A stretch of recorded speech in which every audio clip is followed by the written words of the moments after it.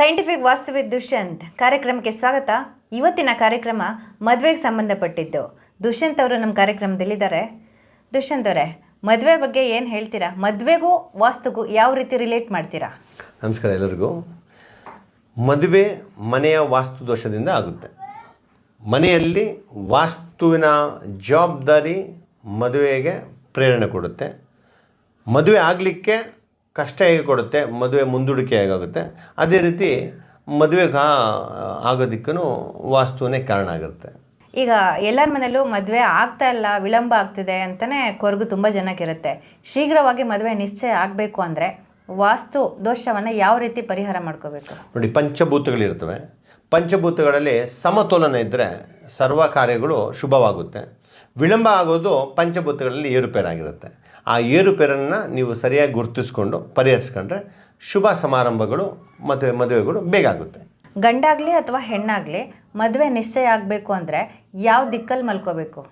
ಮನೆಯಲ್ಲಿ ಹಿರಿಯರು ಹೇಗೆ ನೈಋತ್ಯ ಭಾಗದಲ್ಲಿ ಮಲ್ಕೊತಾರೆ, ಅವರ ಮಕ್ಕಳು ಇನ್ನೊಂದು ಲೆವೆಲಲ್ಲಿ ಮಲ್ಕೊತಾರೆ. ಅಂದರೆ ಮದುವೆ ಆಗಿರುವಂಥ ಹಿರಿಯರು, ವೃದ್ಧರು ನೈಋತ್ಯ ಭಾಗದಲ್ಲಿ ಮಲ್ಕೊತಾರೆ. ಅದೇ ರೀತಿ ಅವರ ದೊಡ್ಡ ಮಗ ಮತ್ತು ಅವರ ತಮ್ಮ ಮಗ, ಎರಡನೇ ಮಗ, ಈ ರೀತಿ ಲೆಕ್ಕಾಚಾರದಲ್ಲಿ ರೂಮುಗಳನ್ನು, ಕೋಣೆಗಳನ್ನು ಇವರು ವಿಂಗಡಿಸ್ಕೊಂಡಿರ್ತಾರೆ. ಈ ವಿಂಗಡಣೆಯಲ್ಲಿ ಮಕ್ಕಳು ಗೊತ್ತಿಲ್ಲದಂತೆ ಮದುವೆ ಆಗಬೇಕಾಗಿರುವಂಥ ಒಂದು ಗಂಡು ಮಗು ಆಗಿರಲಿ ಅಥವಾ ಹೆಣ್ಣು ಮಗು ಆಗಿರಲಿ, ಅವರು ಮಲಗುವಂಥ ಜಾಗವನ್ನು ಅವರಿಂದ ನಾವು ಹೆಚ್ಚು ಕಮ್ಮಿ ಆದಾಗ ಮದುವೆಗಳು ಲೆಕ್ಕಾಚಾರ ವಿಳಂಬ ಆಗ್ತದೆ. ತಮ್ಮನಿಗೆ ಫಿಕ್ಸ್ ಆಗಿದೆ ಅಂತೆ, ಆ ಹುಡುಗಂದು ಯಾಕೋ ಫಿಕ್ಸ್ ಆಗ್ತಿಲ್ಲ ಅನ್ನೋದಕ್ಕೆ ಕೂಡ ಈ ಒಂದು ನಿದರ್ಶನ ಕಾರಣವಾಗುತ್ತೆ.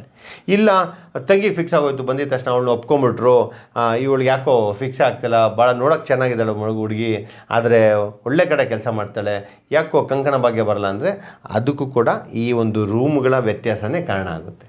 ಹಾಗಾಗಿ ಒಂದು ಮ್ಯಾನೇಜರು ಅಥವಾ MD, ಅವನಿಂದ ಕೆಳಗೆ ಕ್ಲರ್ಕು ಮತ್ತು ಸೆಕೆಂಡ್ ಮ್ಯಾನೇಜರು, ಡೆಪ್ಯೂಟಿ ಮ್ಯಾನೇಜರು, ಗುಮಾಸ್ತ ಅಂತ ಹೇಗಿರುತ್ತೆ, ಮನೆಯಲ್ಲೂ ಸಹ ಮಲಗುವಂಥ ಲೆಕ್ಕಾಚಾರ ಹಿರಿಯರಿಂದ ಕಿರಿಯರಿಗೆ ವಾಸ್ತು ಪ್ರಕಾರ ಮಲಗೋದೇ ಒಂದು ಕಲೆ. ಹಾಗೆ ಮಲಗಿದ್ರೆ ಪಟ ಪಟ ಪಟ ಅಂತ ಮದುವೆ ಆಗೋಗುತ್ತೆ. ಈಗ ಮದುವೆ ನಿಶ್ಚಯ ಆಗೋಕ್ಕೆ ಯಾವ ದಿಕ್ಕಲ್ಲಿ ಮಲ್ಕೋಬೇಕು? ಹೆಣ್ಣು ಮಕ್ಕಳಾಗಲಿ ಗಂಡು ಮಕ್ಕಳಾಗಲಿ ನಿರ್ದಿಷ್ಟವಾಗಿ ವಾಯುಮೂಲೆಯನ್ನು ಹೆಣ್ಮಕ್ಳು ರೂಮನ್ನು ಆಯ್ಕೆ ಮಾಡ್ಕೊಬೇಕು. ಅದೇ ರೀತಿ ಗಂಡು ಮಕ್ಕಳಾದರೆ ಅಗ್ನಿಮೂಲೆ ಕಡೆ ಬರುವಂಥ ರೂಮ್ಗಳನ್ನು ವಿಂಗಡಣೆ ಮಾಡಬೇಕು. ಇದನ್ನು ಹೊರತುಪಡಿಸಿ ಇನ್ಯಾವುದೇ ರೂಮ್ಗಳು ತೊಗೊಂಡ್ರು ಅದು ಕ್ಲಿಕ್ ಆಗೋದಿಲ್ಲ. ಅದಕ್ಕೆ ಶತಾಯ ಗತಾಯ ನಾನು ಕಮಿಟ್ಮೆಂಟ್ ಕೊಡ್ತೀನಿ. ನಿಮ್ಮ ಮನೆಯಲ್ಲಿ ನಿಮ್ಮ ಮಕ್ಕಳು ಹೆಣ್ಮಕ್ಳಾಗಿರಲಿ ಅಥವಾ ಗಂಡು ಮಕ್ಕಳಾಗಿರಲಿ, ಅವರನ್ನು ಮಲಗಿಸಿ ಒಂದು ತಿಂಗಳು ನೀವು ನಿಮ್ಮ ಅನುಭವವನ್ನು ನನ್ನ ಹತ್ರ ಹೇಳಿ, ನೀವೇ ಎಂಗೇಜ್ಮೆಂಟ್ ಫಿಕ್ಸ್ ಆಯಿತು ಅಂತ ಒಂದು ಕಮೆಂಟ್ ಮಾಡಿ. ನೀವು ಸತ್ಯವಾಗಿ ಇದನ್ನು ನೀವು ಒಪ್ತೀರಾ? ಮತ್ತು ಇದೇ ಥರ ಅಕ್ಕಪಕ್ಕ ನೆರೆಹೊರೆ ಯಾರ ಮನೆಯಲ್ಲಿ ಕಷ್ಟದಲ್ಲಿ ಮಕ್ಕಳು ಮದುವೆ ಆಗದಿರ ಅಂದರೆ ಎಷ್ಟು ನೋವಿರುತ್ತೆ, ಅದನ್ನು ಸರಿಯಾಗಿ ನೀವು ಚೆಕ್ ಮಾಡಿಸಿ ಅವ್ರನ್ನ ಆ ಲೆಕ್ಕಾಚಾರ ಮಲಗಲಿಕ್ಕೆ ಹೇಳಿ. ನಾನೇನು ಹೇಳ್ತಿಲ್ಲ, ಮಲಗಲಿಕ್ಕೆ ಮಾತ್ರ ಹೇಳ್ತೇನೆ. ಅದರಲ್ಲೂ ಕೊಂಕಣ ಹುಡುಕೋದು ಕಷ್ಟ ಆಗುತ್ತೆ, ಹುಡುಕಿ ನೋಡಿದ್ರೆ ಮದುವೆ ಆಗುತ್ತೆ. ಯಾವ ಆಧಾರದ ಮೇಲೆ ಹೇಳ್ತೀರಾ ಆ ದಿಕ್ಕಲ್ಲಿ ಮಲಗಿದ್ರೆ ಮದುವೆ ಫಿಕ್ಸ್ ಆಗುತ್ತೆ ಅಂತ? ನೋಡಿ, ಉತ್ತಮ ಸರ್ವೋತ್ತಮ ಅಂತ ಹೇಳ್ದಂಗೆ ಪಾಸಿಟಿವ್ ನೆಗೆಟಿವ್ ಅಂತ ಹೇಳ್ತಾರೆ. ಪಂಚಭೂತಗಳು ಅಂದರೆ ಎಲ್ಲನೂ ಸ್ಥಗಿತವಾಗಿರಲ್ಲ, ಚಾಲ್ತಿಯಲ್ಲಿರ್ತದೆ.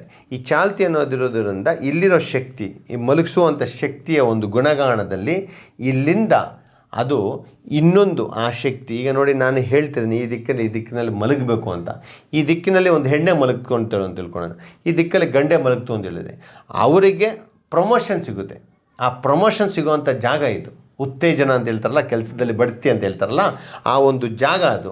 ಬೈ ಡಿಫಾಲ್ಟು ನೈಋತ್ಯ ಭಾಗದಲ್ಲಿ ಯಥಾಸ್ಥಿತಿ ಕಾಪಾಡುತ್ತೆ. ಸ್ಟೇಟಸ್ಕೋ ನೈಋತ್ಯ ಭಾಗದಲ್ಲಿ ಪರ್ಮನೆಂಟಾಗಿ ಸ್ಟೇಟಸ್ ಇರುತ್ತೆ. ಅವರು ಮೇಲಕ್ಕೂ ಹೋಗಲ್ಲ, ಕೆಳಕ್ಕೂ ಹೋಗಲ್ಲ. ಅಂದರೆ ಅವರ ಒಂದು ದರ್ಜೆಯಲ್ಲಿ ಅವರು ಅಲ್ಲೇ ಪರ್ಮನೆಂಟಾಗಿರ್ತಾರೆ. ಅವರು ಈಗ ಬ್ಯಾಚುಲರ್ ಆಗಿರ್ತಾರೆ.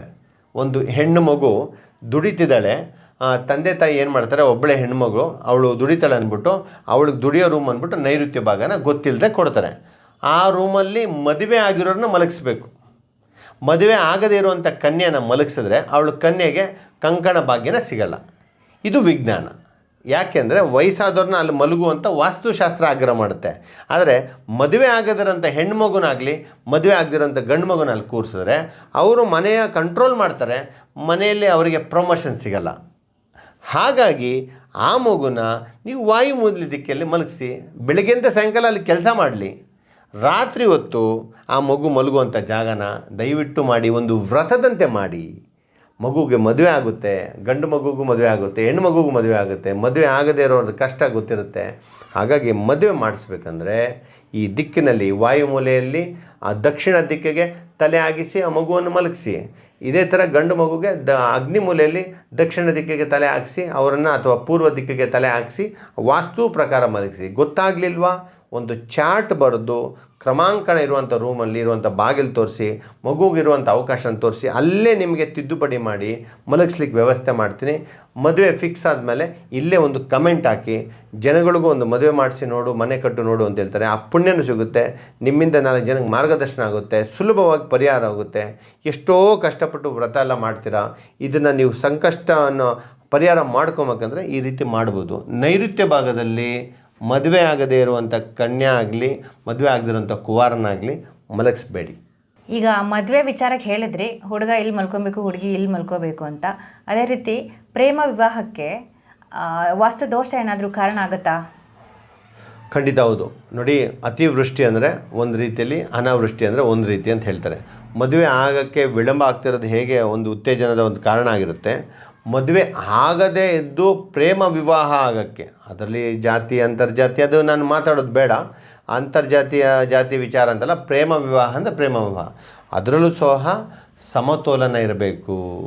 ಈ ಒಂದು ಕಡೆ ಮದುವೆ ಆಗ್ತಿಲ್ಲ ಅಂದರೆ ಅದರಲ್ಲೂ ಶಕ್ತಿ ಕಮ್ಮಿ ಆಗಿರುತ್ತೆ.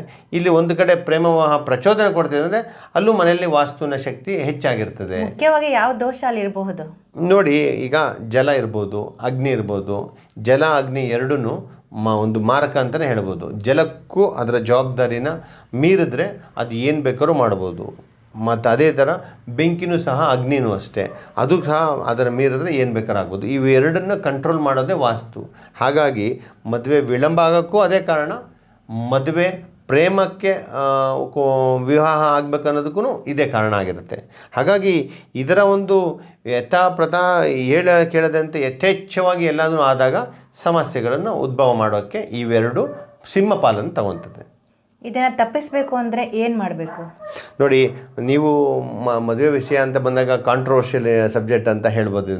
ಇದನ್ನು ತಪ್ಪಿಸುವಂಥ ವಿಚಾರನ ನಾವು ಇಲ್ಲಿ ಚರ್ಚೆ ಮಾಡಲಿಕ್ಕಾಗಲ್ಲ. ಆದರೆ ನಿಮ್ಮ ಮನೆಯ ನೀಲಿ ನಕ್ಷೆ ಆಗಲಿ, ನಿಮ್ಮ ಮನೆಯಲ್ಲಿ ಇರುವಂಥ ಟ್ಯಾಪ್ಗಳು, ಕೊಳಾಯಿಗಳು, ಪಿಟ್ ಗುಂಡಿಗಳು, ಆಯಿತಾ, ಬೆಂಕಿ ಹಾಕಲು ಅಡುಗೆ ಮಾಡ್ತಿದ್ದೇವೆ ನಾವು, ನಾನ್ ವೆಜ್ ತಿಂತೀರಿ ಅಥವಾ ನಾವು ಸಸ್ಯಾಹಾರಿ ಅಲ್ಲ, ಹಾಗಾಗಿ ಇದನ್ನು ಆಚೆ ಅಡುಗೆ ಮಾಡ್ಕೊತೀವಿ, ಎಲ್ಲೊಂದು ವಿಶುದ್ಧವಾದ ಜಾಗದಲ್ಲಿ ಅಡುಗೆ ಮಾಡ್ಕೊಳೋದು, ಇಲ್ಲ ಅಡುಗೆ ಮನೆ ಸೆಕೆಂಡ್ ಆಪ್ಷನ್ ಅಂತೇಳ್ಬಿಟ್ಟು ವಾಯುಮೂಲೆಯಲ್ಲಿ ಅಡುಗೆ ಮಾಡ್ಕೊಳೋದು, ಈ ಟಾಯ್ಲೆಟ್ ಪಿಟ್ ಗುಂಡಿಗಳು ಮತ್ತು ನೀರಿನ ಕೊಳಗಳು, ಬೋರ್ವೆಲ್ಗಳು, ಇವೆಲ್ಲವೂ ಸಮಗ್ರವಾಗಿ ಸಿಂಹಪಾಲಿನಂತೆ ಪಾಲನನ್ನು ಕೊಟ್ಟು ಮನೆಯಲ್ಲಿ ಮದುವೆ ಮಾಡಲಿಕ್ಕೆ, ಮದುವೆ ಮಾಡೋದು ನಿಲ್ಲಿಸೋದಕ್ಕೆ ಪ್ರೇರಣೆ ಆಗಿರುತ್ತೆ. ಹಾಗಾಗಿ ಇವನ್ನು ಸರಿಯಾಗಿ ಸಮತೋಲನ ಮಾಡ್ಕೊಳೋದೇ ವಿಜ್ಞಾನ, ಅದುವೇ ಸೈಂಟಿಫಿಕ್ ವಾಸ್ತು ವಿತ್ ದುಷ್ಯಂತ್. ಹಾಗಾಗಿ ಅದನ್ನು ಕಳಿಸ್ಕೊಟ್ರೆ ಪರಿಹಾರ ಸೂಚಿಸೋಲ್ಲಿ ಚಿಟಿಕೆ ಹೊಡೆದ್ರೆ ಪರಿಹಾರ ಕೊಡಿಸ್ತೇನೆ ನಾನು. ಕೆಲವೊಮ್ಮೆ ಮದುವೆ ನಿಶ್ಚಯ ಆಗಿರುತ್ತೆ, ಇನ್ನೇನು ಸ್ವಲ್ಪ ದಿನಗಳಲ್ಲೇ ಮದುವೆ ಆಗುತ್ತೆ ಅಂತ ಇರ್ತಾರೆ, ಅದು ಕ್ಯಾನ್ಸಲ್ ಆಗಿ ಹೋಗುತ್ತೆ. ಇದಕ್ಕೆ ಯಾವ ರೀತಿ ಪರಿಹಾರ? ನೋಡಿ, ಇದಕ್ಕೆ ನಾವು ಹೊಣೆಗಾರಿಕೆ ಏನು ಮಾಡ್ತೀರಿ, ಉತ್ತರ ದಿಕ್ಕಿನಲ್ಲಿ ಬ್ಲಾಕ್ ಆಗಿದ್ದರೆ, ಅಂದರೆ ನಾರ್ತ್ ಸೈಡಲ್ಲಿ ಬ್ಲಾಕ್ ಆಗಿರುತ್ತೆ ಅಂತ ತಿಳ್ಕೊಳ್ಳೋಣ. ಮನೆಗೆ ಗಂಡು ಹುಡುಗನಿಗೆ ಒಂದು ಸೊಸೆಯನ್ನು ತರುವಂಥ ಭಾಗ್ಯ ಸಿಗೋದಿಲ್ಲ. ಹಾಗಾಗಿ ಏನೋ ಒತ್ತಡದಲ್ಲಿ ಯಾರೋ ಮನೇಲಿ ಕರ್ಕೊಂಡೋಗಿ ತೋರಿಸಿ ಅಲ್ಲಿ ಮಾತುಕತೆ ಆಗಿರುತ್ತೆ, ಚೌಲ್ಟ್ರಲ್ಲಿ ಎಂಗೇಜ್ಮೆಂಟ್ ಆಗಿರುತ್ತೆ. ನಂತರ ಈ ಮನೆ ವಾಸ್ತು ದೋಷ ಪ್ರಭಾವ ಇರೋದ್ರಿಂದ ಈ ವಾಸ್ತು ದೋಷಕ್ಕೆ ನಾನು ಹೇಳ್ದಂಗೆ ಬೆಂಕಿ ಮತ್ತು ಗಾಳಿ ಹೆಚ್ಚಾದಾಗ ಅಂತ ಹೆಂಗೆ ಹೇಳ್ತಾರೆ, ಈ ಉತ್ತರ ದಿಕ್ಕಿನಲ್ಲಿ ಬ್ಲಾಕ್ ಆದಾಗ ಜಾಸ್ತಿ ಮನೆಗೆ ಹೆಣ್ಣನ್ನು ಸೌಭಾಗ್ಯವತಿಯನ್ನು ಕರ್ಕೊಂಬರೋಕ್ಕೆ ಅವಕಾಶ ಸಿಗಲ್ಲ. ಹಾಗಾಗಿ ಅದು ಕ್ಯಾನ್ಸಲ್ ಆಗ್ತಾ ಇರುತ್ತೆ. ವಾಸ್ತುವಿನಲ್ಲಿ ಇದನ್ನು ಸರಿಪಡಿಸ್ಕೊಂಡ್ರೆ ಪರಿಹಾರ ಸಿಗುತ್ತೆ. ಈ ಕ್ಯಾನ್ಸಲ್ ಆಗಿರೋದು ಕೂಡ ವಾಪಸ್ಸು ರಿಕಲೆಕ್ಟ್ ಆಗಿ ಮದುವೆ ಫಿಕ್ಸ್ ಆಗೋಗುತ್ತೆ. ಇದು ಹೆಣ್ಣು ಮಗುನ ಸೊಸೆಯಾಗಿ ಮನೆಗೆ ತರೋದಾದರೆ, ಪೂರ್ವದ ದಿಕ್ಕಿನಲ್ಲಿ ದೋಷ ಇದ್ದಾಗ ಮನೆಯಲ್ಲಿರುವಂಥ ಹೆಣ್ಣು ಗಂಡು ಮಗುಗೆ ಸಿಗುವಂಥದ್ದು, ಒಂದು ಹೆಣ್ಣಿಗೆ ಗಂಡು ಸಿಗದೇ ಇರುವಂಥ ಕಾರಣ ಪೂರ್ವ ದಿಕ್ಕಿನಲ್ಲಿ ಒಂದು ಬ್ಲಾಕೇಜ್ ಆಗಿರುತ್ತೆ. ಇವೆರಡನ್ನು ಸರಿಪಡಿಸ್ಕೊಳ್ಬೇಕು. ಈಸ್ಟ್ ಸೈಡ್ಗೆ ಇದ್ದರೆ ಹೆಣ್ಣು ಹುಡುಗಿಗೆ ಗಂಡು ಬರೋದಿಲ್ಲ, ನಾರ್ತ್ ಸೈಡಲ್ಲಿ ಇದ್ದರೆ ಗಂಡು ಹುಡುಗನಿಗೆ ಹೆಣ್ಣು ಬರಲ್ಲ. ನಾರ್ತ್ ಸೈಡಲ್ಲಿ ಸೊಸೆ ಬರಲ್ಲ, ಈ ಸೈಡಲ್ಲಿದ್ದರೆ ಹಳಿಯ ಬರಲ್ಲ. ಇವೆರಡನ್ನು ಸಮತೋಲನ ಮಾಡ್ಕೊಂಡಿರೋದೇ ವಾಸ್ತು. ಏನಾಗಲ್ಲ ಬಿಡು, ಅವೆಲ್ಲ ಏನು ನಂಬಾರ್ದು ಅಂತ ಹೇಳಿದ್ರೆ ಆ ಪರಿಸ್ಥಿತಿಯಲ್ಲಿ ಮನೇಲಿ ಇರ್ತಾರೆ. ಒಳ್ಳೆ ಸಂಪಾದನೆ ಮಾಡ್ತಿರ್ತಾರೆ, ವಯಸ್ಸಾಗ್ತಾ ಇರುತ್ತೆ, ತಹಶೀಲ್ದಾರ್ ಬಂದು ನೋಡ್ಕೊಂಡೋದ್ರು, IAS ಅವ್ರು ಬಂದು ನೋಡ್ಕೊಂಡೋದ್ರು, ಒಳ್ಳೆ ದೊಡ್ಡ ಜಡ್ಜ್ ಆಗೋವಂಥ ವ್ಯಕ್ತಿ ಬಂದೋದ್ರು, ಸಾಫ್ಟ್ವೇರ್ ಇಂಜಿನಿಯರ್ ಬಂದರು, ಫಾರಿನಲ್ಲಿ ಇರ್ತಾರೆ ಅಂತ ಹೇಳಿದ್ರು. ಇದೆಲ್ಲನೂ ಉಲ್ಟಾ ಆಗ್ತಿರೋದು ಕಾರಣ ಮನೆಯ ವಾಸ್ತುದೋಷ ಆಗಿರುತ್ತೆ. ನೀವೆಷ್ಟೇ ಕೋಟಿಗೆ ಬದುಕಿರಿ, ನೀವೆಷ್ಟೇ ಸಂಪಾದನೆ ಮಾಡಿ, ಕಾಲಕ್ಕೆ ತಕ್ಕಂತೆ ಕಲ್ಯಾಣ ಆಗಬೇಕು. ಆ ಕಲ್ಯಾಣದಲ್ಲಿ ಜವಾಬ್ದಾರಿ ಇರಬೇಕು, ಮನೆಯ ನೆಮ್ಮದಿ ಕಾಣಬೇಕು, ಅದರಲ್ಲಿ ವರ್ಣನೆಯೂ ಕೂಡ ಸಮಾಧಾನ ಇರಬೇಕು, ಯಾರಿಗೂ ನೋವಾಗಬಾರ್ದು. ಮತ್ತು ಡೈವರ್ಸ್ಗೂ ಇದೇ ಕಾರಣ ಆಗುತ್ತಾ? ಖಂಡಿತ. ನಾನು ಮೊದಲೇ ಹೇಳ್ದಂಗೆ ಅತಿವೃಷ್ಟಿ ಅನಾವೃಷ್ಟಿ ಅಂದಾಗ ಪ್ರೇಮ ವಿವಾಹಕ್ಕೂ ಮತ್ತು ಮದುವೆ ಆಗದೆ ವಿಳಂಬ ಆಗೋದಕ್ಕೂ, ಆಗುತ್ತಿರುವಂಥ ಮದುವೆ ಎಂಗೇಜ್ಮೆಂಟ್ ಕ್ಯಾನ್ಸಲ್ ಆಗಲಿಕ್ಕೂ ಮತ್ತು ಡಿವೋರ್ಸ್ಗೂ ಈ ಜಲತತ್ವಗಳು ಮತ್ತು ನಿಮಗೆ ಬೆಂಕಿ ಇವೆರಡರ ಒಂದು ಸಮತೋಲನದಲ್ಲಿ ಜವಾಬ್ದಾರಿಯಿಂದ ನೋವು ನಮಗೆ ಜಾಸ್ತಿ ಆಗೋದ್ರಿಂದ ಯಾವುದೇ ಕಾರಣಕ್ಕೂ ಈ ಒಂದು ಜಲತತ್ವಗಳು ಮತ್ತು ಈ ಒಂದು ನೀರಿನ ಅಂಶಗಳ ಜೊತೆ ಬೆಂಕಿ ಇವೆರಡೂ ಯಥೇಚ್ಛವಾಗಿ ಕಾಂಟ್ರಿಬ್ಯೂಟ್ ಮಾಡ್ತಾರೆ. ಕೊಡುಗೆ ಕೊಟ್ಟಾಗ ವಿಚ್ಛೇದನಕ್ಕೆ ಮಾರಕ ಆಗುತ್ತೆ. ಮತ್ತು ಬೋರ್ವೆಲ್ನ ಬಹಳ ಗಂಭೀರವಾಗಿ ನೋಡಿ. ಬೋರ್ವೆಲ್ಗಳು ದಕ್ಷಿಣ ದಿಕ್ಕಿಗೆ ಮತ್ತು ದಕ್ಷಿಣ ದಿಕ್ಕಿನಿಂದ ಪಶ್ಚಿಮದ ಕಡೆ ಮತ್ತು ಪಶ್ಚಿಮ ದಿಕ್ಕಿಗೆ ಈ ಭಾಗಗಳಲ್ಲಿ ಇದ್ದರೆ ಮನೆಯಲ್ಲಿ ಈ ರೀತಿಯಾದ ನೋವಿನ ವಿಚಾರಗಳು ಬರುತ್ತೆ. ಸ್ಟೇಷನ್ಗೆ ಹೋಗೋದು, ಕೋರ್ಟಿನಲ್ಲಿ ವಿಚ್ಛೇದನ ವಿಚಾರ ಮಾತಾಡೋದು, ಇವೆಲ್ಲನೂ ಬರುತ್ತೆ. ಮದುವೆ ಆಗಿ ಕೆಲವೇ ವರ್ಷದಲ್ಲಿ ಗಂಡ ತೀರೋಗಿರ್ಬೋದು ಅಥವಾ ಹೆಂಡತಿ ತೀರೋಗಿರ್ಬೋದು, ಇದ್ರೂ ಸಹ ಅಷ್ಟೊಂದು ಸಾಮರಸ್ಯ ಇರೋದಿಲ್ಲ. ಇದೆಲ್ಲವಕ್ಕೂ ವಾಸ್ತುನಲ್ಲಿ ದೋಷ ಇದೆಯಾ? ಖಂಡಿತ ಇದೆ ಮೇಡಮ್. ಈಗ ನಾವು ಮದುವೆ ಆಗ್ತಿರಂದರೆ 3 ಜನ ಅಣ್ಣ ತಮ್ಮಂದಿರ್ತಾರೆ ಅಂತ ತಿಳ್ಕೊಳ್ಳೋಣ, ಇಲ್ಲ 3 ಜನ ಅಕ್ಕ ತಂಗಿಯರಲ್ಲೇ ಮದುವೆ ಆಗಿರ್ತಾರೆ ಅಂತ. ದೊಡ್ಡ ಅಣ್ಣನೇ ಒಬ್ಬ ತೀರೋಗಿರ್ತಾರೆ ಅಂತ ತಿಳ್ಕೊಳ್ಳೋಣ. ಅವ್ರ ಮನೆಯಲ್ಲಿ ಈಗ 2ನೇ ಮಗ ಇರ್ತಾನೆ, ಅವನ ಮೇಲೆ ಜವಾಬ್ದಾರಿ ಬಂದಿರುತ್ತೆ. ಇವನ ತಮ್ಮನೂ ಇರ್ತಾನೆ, ಅವರ ಹೆಂಡತಿ ಕೂಡ ಸಮಸ್ಯೆ ಆಗಿರುತ್ತೆ. ಇವರ ಸ್ವಂತ 2ನೇವರಾಗಿದ್ದ ಇವರ ಹೆಂಡತಿಯಿಂದ ಸಮಸ್ಯೆ ಆಗಿರುತ್ತೆ. ಪ್ರತಿಯೊಂದು ಕೂಡ ಹಂತ ಹಂತದಲ್ಲಿ ನಾನು ಹೇಳ್ದಂಗೆ ನೈಋತ್ಯ ಭಾಗದಿಂದ ಆಗ್ನೇಯಕ್ಕೆ, ನೈಋತ್ಯ ಭಾಗದಿಂದ ವಾಯುವ್ಯಕ್ಕೆ, ಈಗ MDಯಿಂದ ಗುಮಾಸ್ತರವರೆಗೂ ಏನು ಲೆಕ್ಕಾಚಾರ ಇರುತ್ತೆ ಅಂದರೆ ನಾನು ಆ ಕೀಳಾಗೇನು ಹೇಳ್ತಿಲ್ಲ, ಆ ರೀತಿಯಲ್ಲಿ ಅಲೈನ್ಮೆಂಟ್ ಮಿಸ್ ಆಗಿರುತ್ತೆ. ಒಂದು ಮುಖ್ಯ ದ್ವಾರದಿಂದ ಪ್ರೇಮ ವಿವಾಹ ಆಗುತ್ತೆ ಅಂತ ಹೇಳ್ತಾರೆ. ಆ ಮುಖ್ಯ ದ್ವಾರ ಸ್ವಲ್ಪ ಅಕ್ಕಪಕ್ಕ ತಿರುಗೋದು ಸಹ ವಿವಾಹ ಪ್ರೇಮ ಆಗ್ಬೋದು, ಇಲ್ಲಾಂದರೆ ಮದುವೆದು ಕಲಹ ಆಗ್ಬೋದು. ಈ ರೀತಿ ಆಗುತ್ತೆ. ಇದೇ ಥರನೇ ಮನೆಯಲ್ಲಿ ಅಣ್ಣ ತೀರೋಗೋದು, ಇಲ್ಲ ಅತ್ತಿಗೆ ತೀರೋಗೋದು, ಪ್ರತಿಯೊಂದಕ್ಕೂ ಕೂಡ ವಾಸ್ತುವಿನ ಸಮತೋಲನ ವಿಪರೀತ ವ್ಯತ್ಯಾಸ ಉಲ್ಟಾ ಆಗಿರೋದ್ರಿಂದ ಆ ಒಂದು ಸಮತೋಲನ ಆಗದೇ ಇರೋ ಕಾರಣ ಈ ಒಂದು ಲೆಕ್ಕಾಚಾರಕ್ಕೆ, ಈ ಒಂದು ಕೆಲಸಕ್ಕೆ ತಲೆನೋವು ಆಗುತ್ತೆ. ಹಾಗಾಗಿ ಇವೆಲ್ಲ ಲೆಕ್ಕಾಚಾರಕ್ಕೂ ಮೂಲತಃ ವಾಸ್ತುವಿನ ಕಾರಣ ಆಗುತ್ತೆ. ನಾನು ಪ್ರೂವ್ ಮಾಡ್ತೀನಿ ಅದನ್ನು. ಇವೆಲ್ಲದಕ್ಕೂ ಪಂಚಭೂತಗಳು ಸಮತೋಲನದಲ್ಲಿ ಇಲ್ಲದೇ ಇರೋದೇ ಕಾರಣ. ಖಂಡಿತ ಹೌದು. ಪಂಚಭೂತಗಳಿಗೆ ಅದರದ್ದೇ ಆದ ನಿರ್ದಿಷ್ಟವಾದ ಸ್ಥಾನದಲ್ಲಿ ಸ್ಥಾನ ಪಲ್ಲಟ ಆಗಿದ ತಕ್ಷಣ ಇವು ಗಂಡು ಹೆಣ್ಣಿನ ಮೇಲೆ ಒಂದರ ಮೇಲೆ ಒಂದು ಅವರ ವಯಸ್ಸಿಗೆ ತಕ್ಕಂತೆ, ಅವರ ಜವಾಬ್ದಾರಿ ತಕ್ಕಂತೆ, ಅವರ ಒಂದು ನಡವಳಿಕೆ ತಕ್ಕಂತೆ ಬದಲಾವಣೆಗಳನ್ನು ತಾಣಿಸುತ್ತದೆ. ಮನೆಯಲ್ಲಿ ತಮ್ಮನಿಗೆ ಮದುವೆ ನಿಶ್ಚಯ ಆಗಿರುತ್ತೆ, ಅಣ್ಣಂಗೆ ವಿಳಂಬ ಆಗಿರುತ್ತೆ. ಅದೇ ರೀತಿ ತಂಗಿಗೆ ನಿಶ್ಚಯ ಆಗಿರುತ್ತೆ, ಅಕ್ಕನಿಗೆ ಆಗಿರೋದಿಲ್ಲ. ಇದಕ್ಕೇನು ಕಾರಣ? ಇದು ಸಹ ವಾಸ್ತುದೋಷನೇ ಕಾರಣ ಆಗಿರುತ್ತೆ. ಇದು ಕೂಡ ಸಹ ವಾಸ್ತುವಿನಲ್ಲೇ ಸಮಸ್ಯೆ ಇರುತ್ತೆ. ನೀವು ಯಾವ ವ್ರತ ಮಾಡಿ, ಯಾವ ಪೂಜೆ ಮಾಡಿ, ಯಾವ ಹೋಮ ಮಾಡಿ, ಯಾವುದೇ ಶಾಂತಿ ಮಾಡೋ ಆಗೋದಿಲ್ಲ. ಇದಕ್ಕೆ ತಕ್ಕಂತೆ ಅವರವರ ಸ್ಥಾನದಲ್ಲಿ ಅವ್ರನ್ನ ಮಲಗಿಸಿದ್ರೆ ಇವೆಲ್ಲವೂ ಸರಿಯಾಗಿ ಹೋಗುತ್ತೆ. ಗಂಡ ಹೆಂಡತಿ ನಡುವೆ ಬಿರುಕು ಬರೋದಕ್ಕೆ ವಾಸ್ತು ಕಾರಣನಾ? ಖಂಡಿತ ಹೌದು. ಮನೆಯಲ್ಲಿ ಅಗ್ನಿತತ್ವ ಜಲತತ್ವ ಒಂದ್ರ ಮೇಲೆ ಒಂದು ಅವಲಂಬಿಸಿರೋದನ್ನು ಸಮತೋಲನ ಆಗದಿದ್ದ ಕಾರಣ ಈ ಒಂದು ತತ್ವಗಳಿಗೆ ಈ ಒಂದು ಬಿರುಕುಗಳು ಬರುತ್ತೆ. ಅದರಲ್ಲಿ ಕನ್ನಡಿನೂ ಕಾಂಟ್ರಿಬ್ಯೂಟ್ ಮಾಡುತ್ತೆ, ಬೆಂಕಿ ಒಲೆಯೂ ಕಾಂಟ್ರಿಬ್ಯೂಟ್ ಮಾಡುತ್ತೆ, ಜಲತತ್ವದ ಟ್ಯಾಪ್ಗಳು, ಕೊಳಾಯಿಗಳು, ಈಗ ಎಲ್ಲಂದ್ರಲ್ಲಿ ಟ್ಯಾಪನ್ನು ಹಾಕಿಸ್ತಾರೆ, ಅದು ಕೂಡ ಕಾಂಟ್ರಿಬ್ಯೂಟ್ ಮಾಡುತ್ತೆ. ಅಡಿಯಿಂದ ಮುಡಿಯೋವರೆಗೂ ಅಂದಾಗೆ ನೀರಿನ ಟ್ಯಾಂಕ್ ಭೂಮಿಯಿಂದ ಕೆಳಗಿಂದ ಹಿಡಿದು ನೀರಿನ ಟ್ಯಾಂಕ್ವರೆಗೂ ಎಲ್ಲಂದ್ರಲ್ಲಿ ಟ್ಯಾಪ್ ಹಾಕ್ತಾರೆ. ಈ ಟ್ಯಾಪ್ಗಳು ಸಿಂಹ ಪಾಲನ್ನು ತಗೊಳ್ತವೆ ಗಂಡ ಹೆಂಡತಿಯ ಬಿರುಕು ಬಿಡಿಸೋಕ್ಕೆ, ಮನೆಯಲ್ಲಿ ಮದುವೆಗಳಾಗೋದಕ್ಕೆ, ಮೊಣಕಾಲು ನೋವು, ಕೈಕಾಲು ನೋವು, ತಲೆನೋವು, ಜ್ವರ, ಕೋಲ್ಡು, ಪ್ರತಿಯೊಂದಕ್ಕೂ ಇದು ಒಂದ್ರ ಮೇಲೆ ಒಂದು ವಿಪರೀತವಾಗಿರೋದ್ರಿಂದ ಮದುವೆ ವಿಳಂಬ ಆಗೋದು, ಮದುವೆಯಲ್ಲಿ ಕಲಹ ಆಗೋದು ಸಹ ಇದರಿಂದ ಆಗುತ್ತೆ ಮೇಡಮ್. ಅಂತರ್ಜಾತಿ ಮತ್ತು ಪ್ರೇಮ ವಿವಾಹಕ್ಕೆ ವಾಸ್ತುದೋಷ ಕಾರಣನಾ? ಖಂಡಿತ ಇದೆ. ಅಂತರ್ಜಾತಿ ಆಗಿರಲಿ, ಪ್ರೇಮ ವಿವಾಹ ಆಗಿರಲಿ, ವಾಸ್ತು ಪ್ರತಿಯೊಬ್ಬರಿಗೂ ಅವಲಂಬಿತರೋದ್ರಿಂದ ಈ ಪಂಚಭೂತಗಳು ಪ್ರತಿಯೊಬ್ಬರ ಮೇಲೆ ಅವಲಂಬಿತರಾಗಿರೋದ್ರಿಂದ ಪ್ರತಿಯೊಬ್ಬ ಮನುಷ್ಯ ಹೆಣ್ಣಾಗಿರಲಿ ಗಂಡಾಗಿರಲಿ ವಾಸ್ತು ದೋಷವನ್ನು ಯಾವಾಗ ಪ್ರಭಾವ ಆಗುತ್ತಂದರೆ ಅವರ ಮನೆಯಲ್ಲಿ ಅವರು ಊಟ ಮಾಡಿ ಮಲಗಿ ಯೋಚನೆ ಮಾಡುವಂಥ ಜಾಗಗಳು, ಕ್ರಮಗಳು ವಿಜ್ಞಾನವಾಗಿಲ್ಲವಾದರೆ ಇವೆಲ್ಲವೂ ಅವಲಂಬಿಸಿ ಪರಿಣಾಮ ಬಿರುಕುಗೊಳಿಸುತ್ತೆ, ಪ್ರಭಾವಿತ ಆಗುತ್ತೆ.